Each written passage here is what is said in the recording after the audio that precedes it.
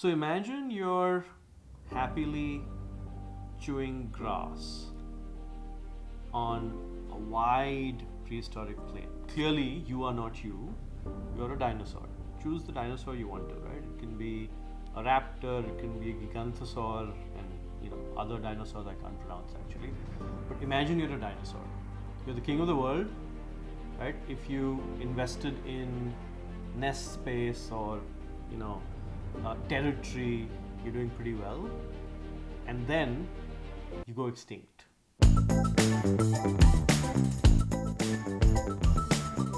Hey folks, I'm Shrivo and you're watching The Big Buck Show. It's a show where we tell you how you can start your investment journey and, more importantly, how you can turn your small bucks into big bucks.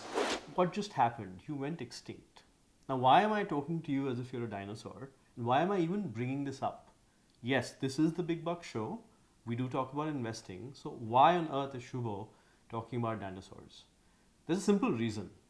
The reason dinosaurs went extinct is because they did not diversify. They continued to live on one rock. They had one asset, the planet Earth. Now, don't get me wrong, we still have one asset, the planet Earth. But I think we're making some progress, right? Like Bezos going to space, International Space Station, potential manned Mars mission, etc. We are getting, I think, to a point where as a species, we are diversifying. And that's pretty important. So while I can't control what happens to us as the human race, I can draw lessons from this very evident benefit of diversification or the downfalls of not diversifying, which is don't let your portfolio become a dinosaur and go extinct. It's not good for you. The same way it wasn't good for dinosaurs. Diversify. In case you haven't figured out, we're going to talk about diversification on this episode of The Big Buck Show. So hopefully by now, you have figured out that diversification is important. But that's not enough. It's necessary but not sufficient. While you know that diversification is important, lots of people don't know how to diversify or how much to diversify and when to diversify. So let's start with what I think is the simplest question to answer. When should you diversify? The simple answer is now, or rather yesterday. Because there's no point, no matter how big your portfolio is, no matter how old your portfolio is, if you haven't diversified, do it now, right? That's a simple answer.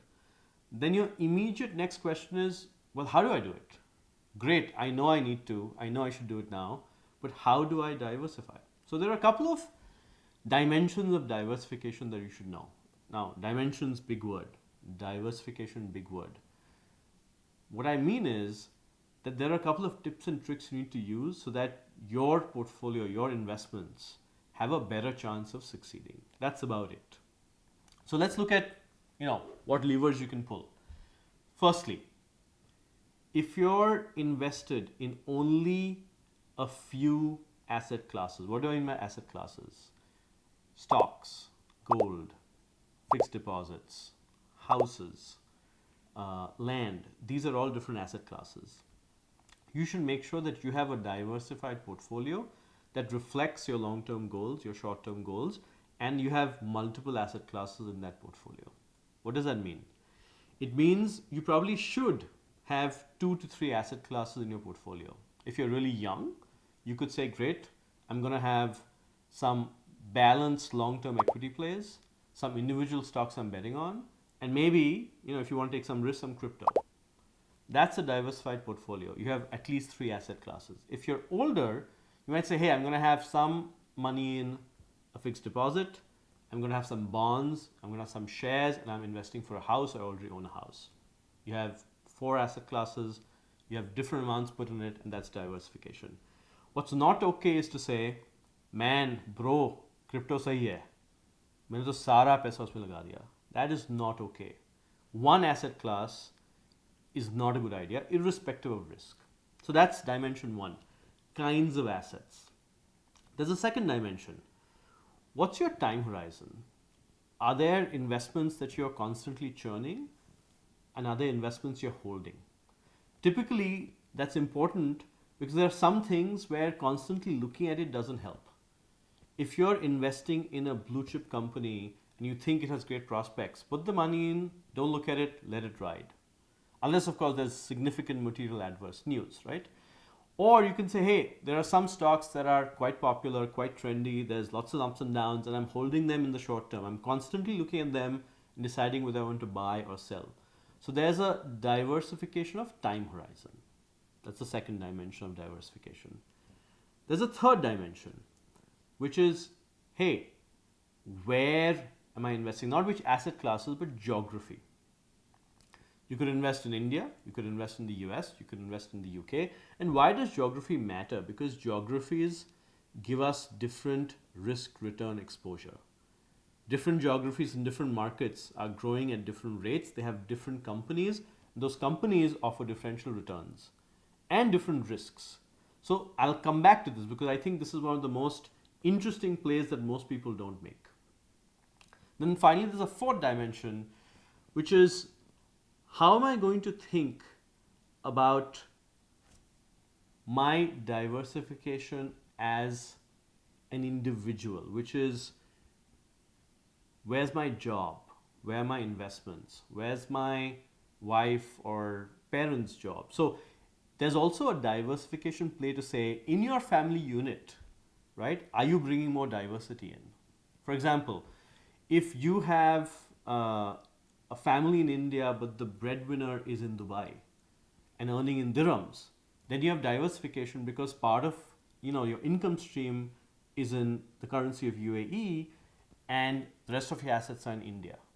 But most people actually have diversification that's not as widespread as that. Most families are geography based. So this links back to my previous point, which is geographical diversification becomes all the more important because often family units do not have diversification, right? It's not like husband, wife are working in two different countries or working in two completely different types of jobs. They often have more homogeneity, which is they're all in the same market, the same country, same currency. Another way to diversify is to think about industry segments. So which industry segment should you invest in? Actually, the fact is you should not invest in only one industry segment. You should have multiple industry segments that you're investing in. And as you increase the number of industry segments you are invested in, you have more diversification. Now, if you're a beginner and you're thinking, man, I just want to invest in a few stocks, what is this industry segment diversification? Yes, that is hard because you need industry knowledge, you need confidence, you need to actually know what you're doing to have any confidence in saying, I'm going to pick these X industries. So often people forego that and invest in an instrument that gives them diversification, like the index fund we talked about before. So I think I've talked to you about many ways to diversify, and if I were in your shoes, my head might be spinning. So let's recap. There are 5 real ways to diversify. First, is your family unit diversified? Most of us are not. We live in the same country, we live close together, we have the same currency. So that's very hard. Second, do you have asset class diversification? Can you invest in different asset class? I highly recommend that you do, and most people can. Third, time horizon diversification. We talked about this. Do you have different goals? You should have different goals if you don't, and they typically should be over different time horizons, and therefore your investments should also have different time horizons they're tailored to. That gives you time horizon diversification. Fourth, is there diversification of geographies? Which is, again, can you invest in multiple markets? Live in India, can you invest in the US, or can you invest in London? And why is that? Because you're already having a number of investments in your home market. So some portion of your portfolio should be outside your home market. And finally, what I just spoke about, which is industry diversification, which is, hey, make sure you're investing in stocks across different industries. Now, most people ask me, that sounds really complicated. And diversification, while it's a very simple concept, can be complex to execute. I hear you. It is sometimes very complicated. And they say, what should I pick? I'm like, well, it's not a question of what should you pick, it's what's easiest to execute. So for me, obviously asset class diversification is a must. You can't not have it. And it's fairly easy to execute, whether you're a novice or an experienced investor. Second, time horizon diversification. Very important because you can't just be investing for the short term. You have to be able to have assets that you're holding for the long term because often they appreciate the most if you've picked them well. That's super important. And then third for me is geographical diversification because that's something that's most ignored, right? It's the one that people most often don't get to. And I'll come back to it because I want to spend some more time on it. I think the whole point about family unit diversification or diversification of industries is hard because it requires a lot more knowledge. And often I say, look, if you have 3 out of 5 of my diversification dimensions, you're pretty well off, right? And so don't try and do everything. I'll take you back to my principle. Start small, start simple, execute. Again, start diversifying in steps you can actually manage. Keep it simple, but execute. It's more important to diversify along some dimensions than to try and build this complicated diversification strategy and get nothing done, right? Now I'll come back to what most people miss, which is diversification of geographies. And why this is important? Because the biggest influence on returns is not the stock you pick or the asset class you pick, but often the market it's part of, right? Imagine that you're in this huge river and you're trying to swim against the current. I don't know if you have swum in rivers, I have. It's almost impossible to swim against the current. And when you're investing, you're essentially picking which currents you're going to be part of. And so therefore, picking a new market is the most influential and significant decision you can make in terms of impacting your investments. Let's take a period of time. Let's go back to November 2016, right? And I'll give you an India-US example. In November 2016 to let's say Jan 2016, the India market basically dropped by about 10%, right? You can look at NSE, you can look at BSE, doesn't matter. In that same period, the NASDAQ, which is a US exchange, went up the equivalent of 30% per annum. So just imagine, you didn't do anything. You could have just bought the index. And you know what indexes are. If you don't know what indexes are, go back, to the previous episodes in the series and you learn about that. But assuming you do know about indexes, if you had just bought the NSE index, which is the Nifty 50, versus the NASDAQ index, which is the NASDAQ 50, your returns would have been different by 40%. By doing what? By changing your market. Similarly, if you take a longer time period, if you take, let's say, 3 to 5 years, or even a 10-year period, what you'll see on the screen right now is the difference if you had invested in India versus the US. And you must be wondering, why are you talking about the US? Like, do you have like this complex? No, it's nothing to do with that country in particular. It's to do with its market fundamentals and the fact, if you go back to, what Deepthi and I discussed a few episodes ago, it's a market that is extremely deep, has some of the most innovative global companies in the world that typically generate amazing returns because their businesses are amazing. And so I'm not saying just invest in the US, right? Or just invest outside India. Of course not. You're in India. The Indian markets are extremely interesting, but you shouldn't put all your eggs in one geographical market. And why am I bringing this up? Because it's the easiest diversification play to make. You're not trying to figure out different asset class mixes.